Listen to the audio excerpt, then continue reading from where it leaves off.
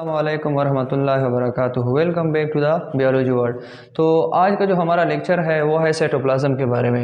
Cytoplasm की discovery की तरफ हम पहले जब जाते हैं तो हम देखते हैं कि ये जो हमारे पास साइटोप्लाज्म है इसकी डिस्कवरी में दो चीज़ें हैं। एक ये है कि first of all discover cytoplasm जो है वो रॉबर्ट हॉक ने किया था 1665 में। 1665 में इसने डिस्कवर किया था, लेकिन इसने नाम नहीं दिया था। बाद में जब रोडोल्फ वॉन वॉलिकर आया तो उन्होंने उसको साइटोप्लाज्म को नाम दे दिया। तो साइटोप्लाज्म की डिफिनीशन हम इस तरह करते हैं कि the aqueous substance containing variety of cell organelles it provide ground और matrix for a substance. Definition में दो मेन चीजें हैं। एक ये है कि एक्वस सब्सटेंस है, ठीक है। दूसरा क्या है कि ग्राउंड और मैट्रिक्स फॉर सब्सटेंस, मतलब कि हमारे पास साइटोप्लाज्म वो चीज है जो कि ऑर्गेनेलिज को एक ग्राउंड या एक स्पेस प्रोवाइड करता है जहां पे ऑर्गेनेलिज प्रेजेंट होते हैं। तो ये इसकी लोकेशन क्या है कि ये between the cell membrane and nucleus पे होता है। मतलब कि अगर हम स्ट्रक्चर देख लें तो ये सेल मेम्ब्रेन हो गया हमारे पास, तो सेल मेम्ब्रेन के पास हमारे पास ये न्यूक्लियस हो गया। इसके दरमियान ये जितने भी स्पेस है, इन सारे सब स्पेस को हम क्या कहते हैं कि ये साइटोप्लाज्म है। Cytoplasm part of the cell है।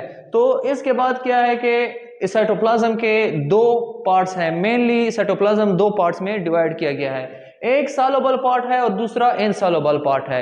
सॉल्युबल पार्ट और इनसॉल्युबल पार्ट को क्यों तकसीम किया गया है तो इस पर हम डिस्कशन करते हैं कि सॉल्युबल पार्ट जो है ये हमारे पास 70% का जो साइटोप्लाज्म है वो हमारे पास क्या है, सॉल्युबल पार्ट है।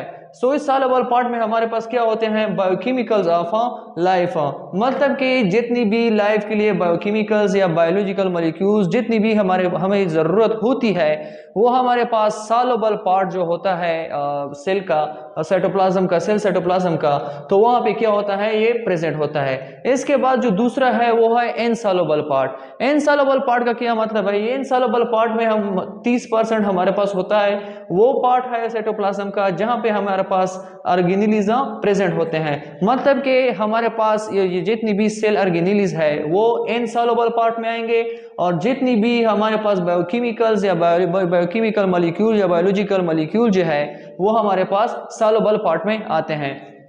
तो इसके बाद हम आते हैं towards the function of cytoplasm.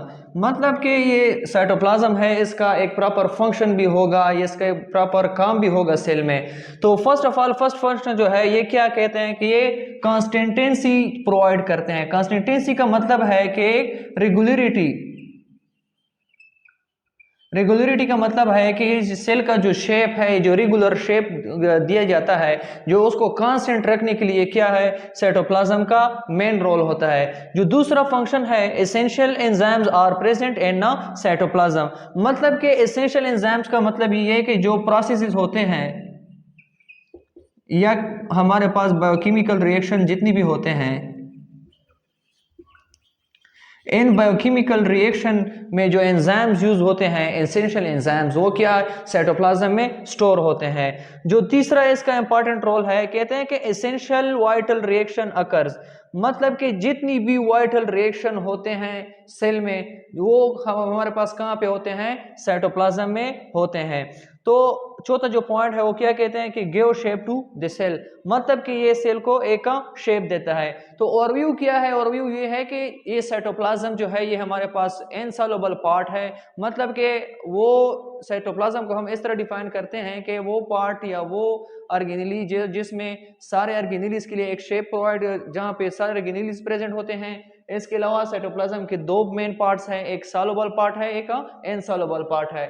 Soluble part में हमारे पास 70% जो साइटोप्लाज्म है वो हमारे पास सॉल्युबल है, और वहाँ पे बायोकेमिकल ऑफ लाइफ जो प्रेजेंट होते हैं वहाँ पे वो मौजूद होते हैं। और ये इनसॉल्युबल पार्ट जो है ये 30% है। ये वो हिस्सा है जहाँ पे हम क्या करते हैं, जितनी भी ऑर्गेनिज्म प्रेजेंट होते हैं। तो फंक्शन में जो मेन फंक्शन है वो यही है कि ये एक तो कंसिस्टेंसी एक प्रोवाइड करता है, दूसरा क्या है, एसेंशियल एंजाइम जो है ना वो स्टोर होते हैं साइटोप्लाज्म में, और तीसरा क्या है कि जितनी भी वाइटल रिएक्शन होते हैं वो साइटोप्लाज्म में होते हैं, और चौथा जो है वो give shape to the cell, मतलब कि प्रॉपर शेप देता है। So thank you so much for the watching. अगर आपको ये वीडियो पसंद आ गई हो तो प्लीज़ लाइक, शेयर और कमेंट कीजिएगा। Thank you so much. अल्लाह हाफिज़।